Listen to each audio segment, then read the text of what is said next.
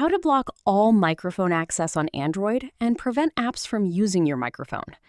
First, open Settings on your phone. Now, scroll down and tap Security and Privacy. Depending on your Android version, this option may be named slightly differently.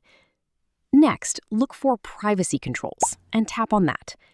Here, find the Microphone Access option.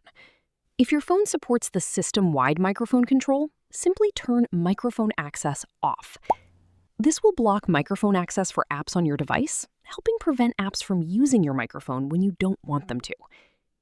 You can also manage microphone permissions for individual apps. Go back to Privacy Control, then open Permission Manager and select Microphone. You'll now see the apps that have requested microphone access. Select any app and choose Don't Allow and tap Don't Allow Anyway to block that specific app from using your microphone. For extra privacy, review this list regularly and remove microphone permission from apps that don't need it. And that's it.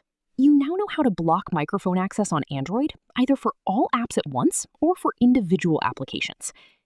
If this tutorial helped you, don't forget to like the video, subscribe to the channel, and turn on notifications for more simple Android privacy tips and step-by-step tutorials. Thanks for watching, and I'll see you in the next video.